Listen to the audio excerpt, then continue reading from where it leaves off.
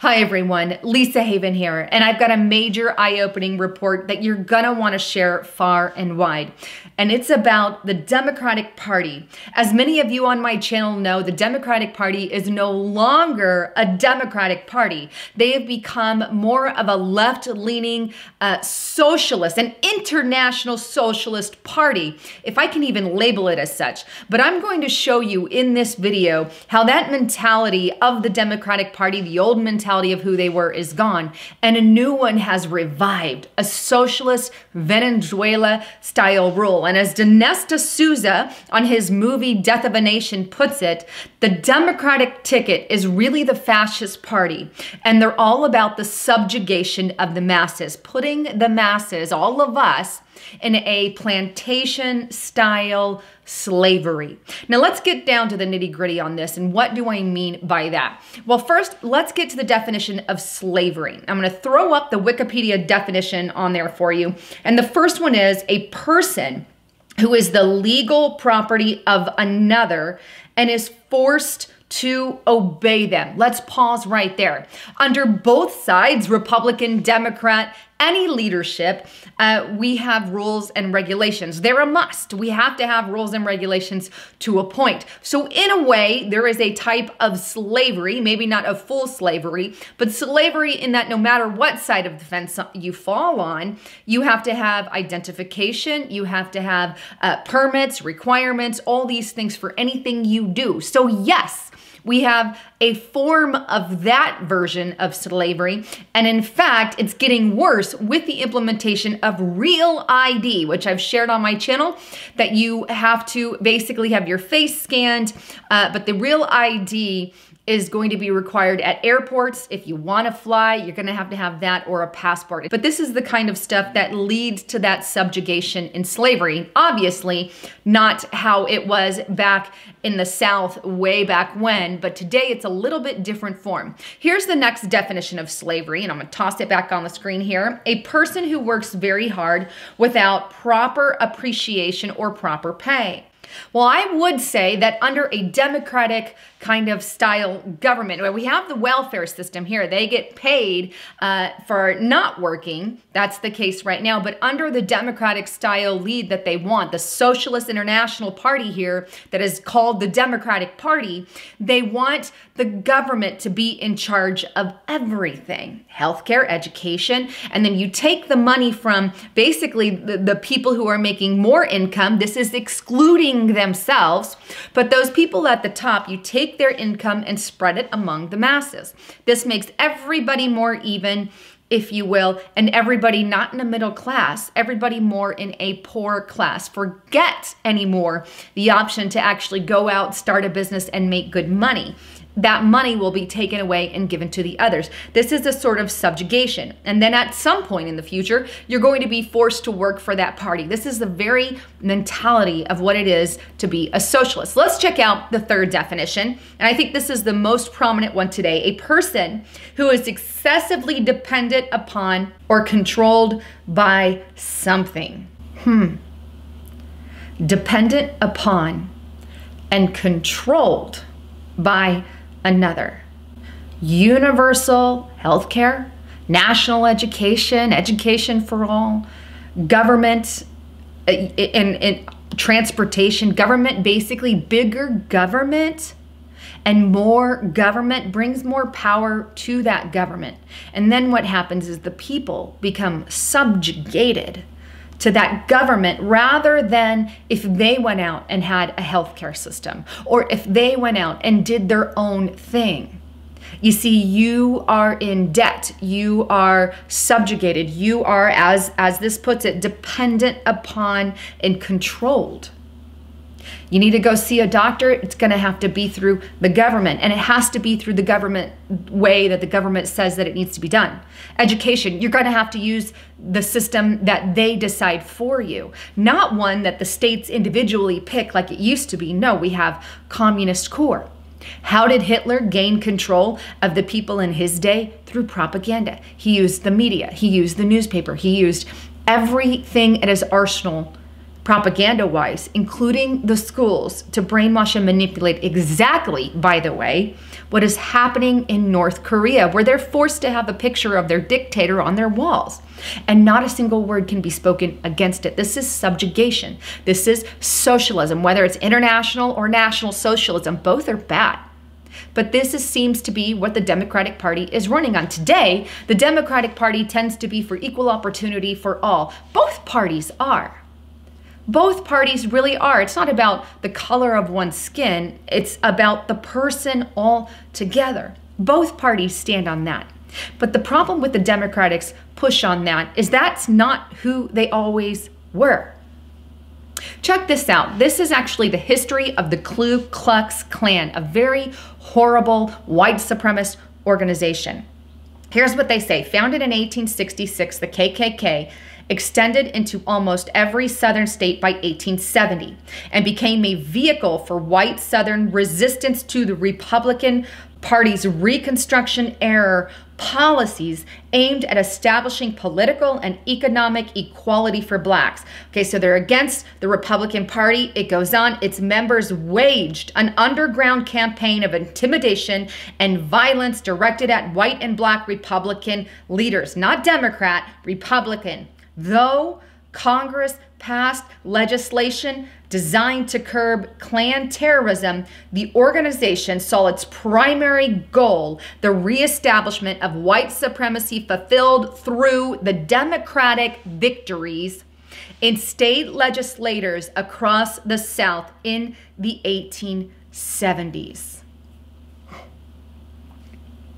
That is the history of the KKK. They relied on the Democratic victories. They relied on the Democratic Party. In fact, let's even go back to Lincoln's time. And during Abraham Lincoln, when he was president of the United States of America, he had so much push. He was fighting against slavery in his day and age. And who was the negative push against? Both Southern Democrats and Northern Democrats who fought for the subjugation of slaves. Now, today's form of subjugation is a little different. It's not about the color of one's skin. It's about subjugating us under the government rule. Same slavery term, different style. Obviously, we're not tortured like they were back then. It's a big difference, but it's a different type of subjugation. Let's go back to Hitler. Hitler used playbook directly from the Democrats in his time in order to implement his Jewish killing spree.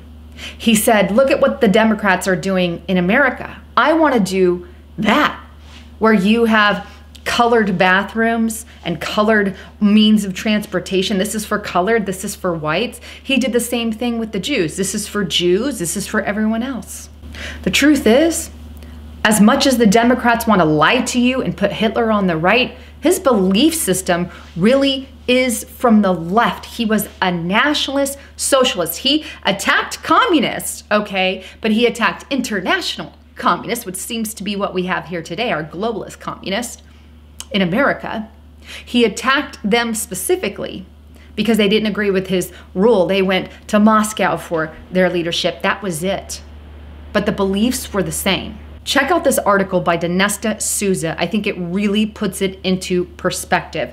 And I quote, "The Nazis were left-wing socialists. Yes, the National Socialist Worker Party of Germany, otherwise known as the Nazi Party, was indeed socialist.